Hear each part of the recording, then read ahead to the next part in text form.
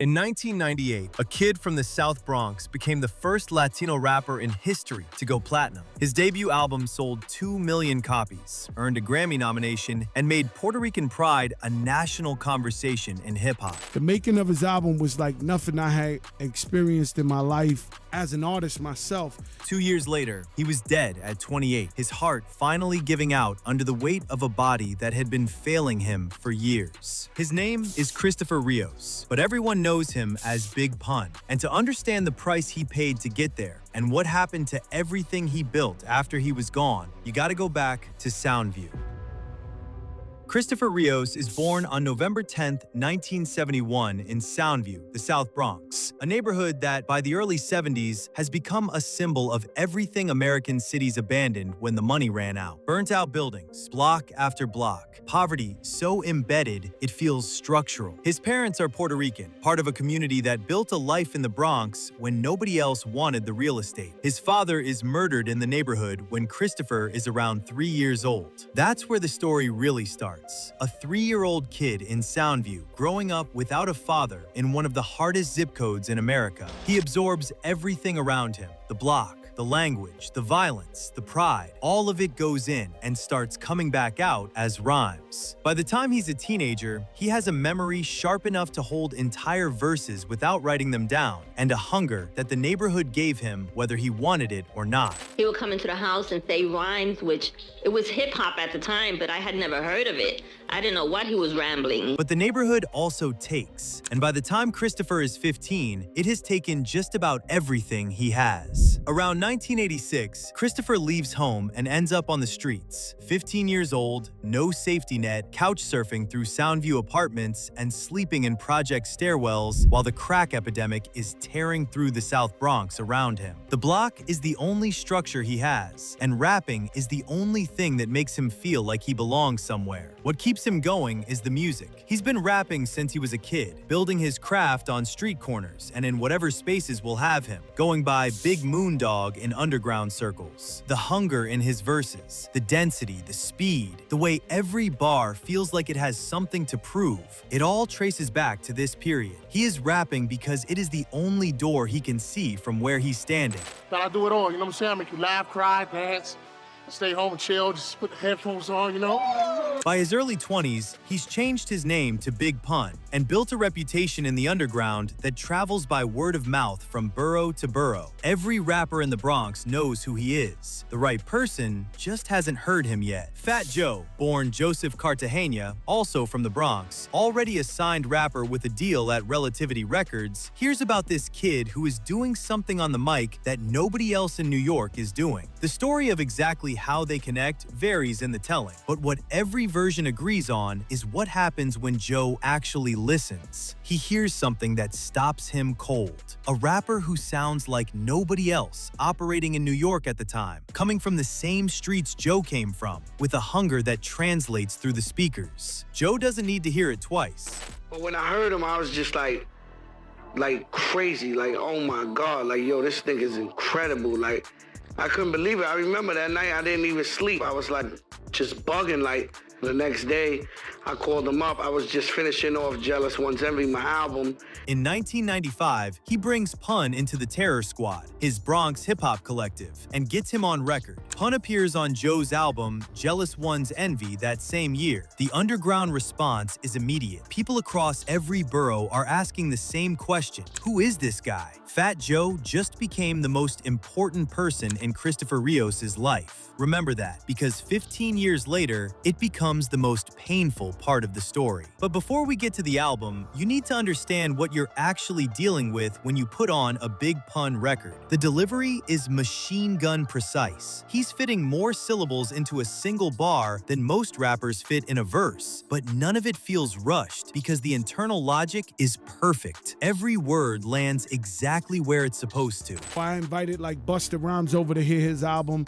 Busta was like, Jesus Christ, this dude is crazy. He jumped on the song. What separates him from every other technically gifted rapper of his era is the weight behind the words. He's not just showing off. he's saying something. The street imagery is specific and visual, rooted in sound view in a way that feels reported rather than invented. And then, in the same verse, he'll flip to something tender, a flash of the kid who lost his father at 3 and spent his teenage years on the street. The toughness and the vulnerability sit right next to each other, and both feel completely real. I know my brother would get stressed out sometimes and he would punch holes in the wall and eat the rocks in the wall. The best rappers alive at the time knew exactly what they were looking at. Nas respected him. Big L, one of the most technically gifted MCs New York ever produced, rated him. These are not people who hand out compliments. The fact that Pun had their respect tells you everything about where he stood. Eminem has cited him as an influence on his own delivery, and you can hear why. That same commitment to internal rhyme structure, that same refusal to waste a single syllable. Pun didn't just make an impact on Latino rap. He left a fingerprint on the whole genre, and in April 1998, he puts all of it on record for the world to hear. Capital Punishment drops on Loud Records, and the culture responds immediately. The album debuts at number 5 on the Billboard 200 and sells over 2 million copies, reaching double platinum status. Big Pun becomes the first Latino rapper in history to achieve a platinum solo album. The first. That distinction matters, and the community it belongs to knows exactly what it means. What has prepared you over the years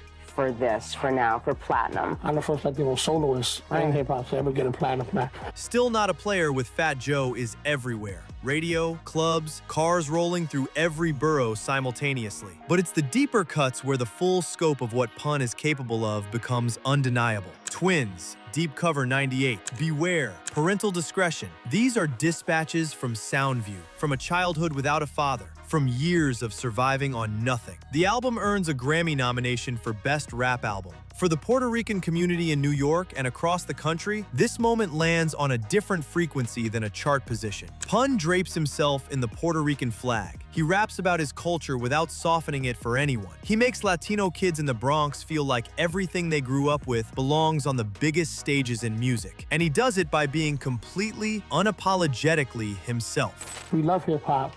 Yeah. You know, and as kids, we need somebody to look to strive further. I mean, but even as the plaques are going up on the wall, something is quietly going wrong. The weight has been there the whole time. Even during the recording of Capital Punishment, people around Pun are worried. By the time the album drops, he is significantly heavier than he was when he started. And the more successful he becomes, the worse it gets. The pressure, the lifestyle, the relentless pace of a career that is moving faster than his body can handle. He was so much overweight that I think he had that, I think it's called sleep apnea, when you fall asleep at any given time. Doctors flag it seriously in 1999. His heart is under strain. His breathing is labored. The people closest to him are watching a man who survived the streets, who survived homelessness, who survived everything Soundview threw at him, being consumed by something he can't fight with toughness or talent. He enrolls in a weight loss program at Duke University in 1999 and loses approximately 100 pounds. The people around him exhale for a moment, then he gains it all back. By the end of 1999, he is approaching 700 pounds, and his heart is now 3 times its normal size. He is still recording, still performing, still showing up. The music during this period doesn't betray any of it. On record, he sounds as sharp as ever, the same precision, the same hunger. But in person, the physical toll is impossible to ignore, and the people who love him know, even if nobody is saying it out loud, that something has to give. they told me, "Your Pun's tired, he's saying this and that." I was like, "Don't tell him that, because it was hour. Before you know it, I'm exhausted, I had a heart attack." And in February 2000, it finally does. On February 5th, 2000, Big Pun is scheduled to perform on Saturday Night Live alongside Fat Joe and Jennifer Lopez. SNL is the mainstream arrival, the moment a rapper crosses from the culture into the living rooms of middle America. His team announces he can't make it. He's too ill. 2 days later, on February 7th, 2000, Christopher Rios is at the Crowne Plaza Hotel in White Plains, New York. He suffers a massive heart attack and respiratory failure. At 698 pounds, the logistics of the emergency are themselves a tragedy. He dies just before 4 p.m. He is 28 years old. The news travels through the Bronx like a current. Within hours, people are gathering on Westchester Avenue. Fans spray paint murals on walls. Someone puts "Still Not a Player" on a speaker, and the block fills up. Thousands of people who never met Christopher Rios stand in the street and mourn him the way you mourn someone from your own family. He left behind a wife, 3 children, an unfinished album, and a legacy that was still in the middle of being built. When Pun passed away, I went through depression. But I'm not just saying depression lightly. That unfinished album, Yeah Baby, comes out 2 months later in April 2000. Pun had been recording it while his body was failing him, while doctors were telling him to slow down, while everyone around him was watching the clock. It debuts at number 3 on the Billboard 200 and goes gold. A Dead Man's album debuts at number 3. That number tells you everything about what the culture had already decided about Big Pun. People didn't buy it out of sympathy. They bought it because they needed more of what he gave them, and there wasn't going to be any more after this. His widow Liza and their 3 children, Star, Vanessa, and Christopher Jr., are left to navigate what comes next. It hasn't been easy, to maintain the lifestyle that Pun had for the kids. Okay. The legacy, the catalog, the royalties, the business relationships that Pun had built with people who are still very much alive and very much in control of what happens to his music. For a while, Liza stays quiet. She is raising 3 kids alone, watching her husband's name grow bigger with every year that passes, watching his music generate revenue across radio, licensing, and eventually streaming, and watching very little of that money reach her family. Basically, after Pun passed, I didn't really receive a lot of money. I received some money from from publishing, but I received exactly $116,000 something for publishing. For years after Pun's death, the man who discovered him and brought him into Terror Squad is publicly presenting himself as the guardian of Pun's legacy. Fat Joe speaks at tributes. He invokes Pun's name in interviews. To the outside world, the bond looks intact. But behind closed doors, Liza Rios tells a different story. In 2014, she files a federal lawsuit against Fat Joe and publisher Jelly Bean Benitez. An independent audit, she says, found approximately $2.3 million in unpaid royalties owed to Pun's estate, money generated by her husband's music that never reached his family. Joe denies wrongdoing. I know I saw something earlier today where she's allegedly suing because of Big Pun's royalties. She'll never win.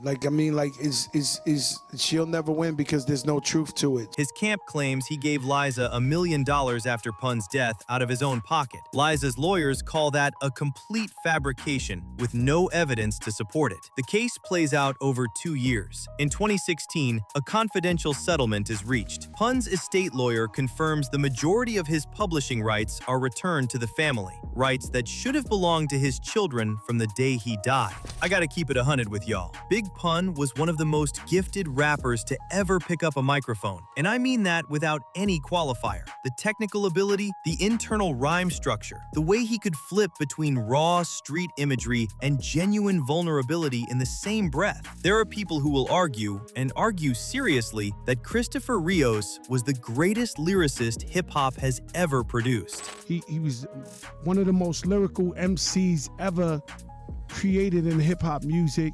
And he did all of it in less than 2 years of mainstream visibility. 1 proper studio album while he was alive. 1, the fact that his name still comes up in conversations about the greatest to ever do it, based largely on a single album and a handful of features, tells you everything about the level he was operating at. Soundview gave the world something rare in Christopher Rios. Hip-hop just didn't get enough time with him. Check out our other videos and click on the boxes for more content. Till next time, peace.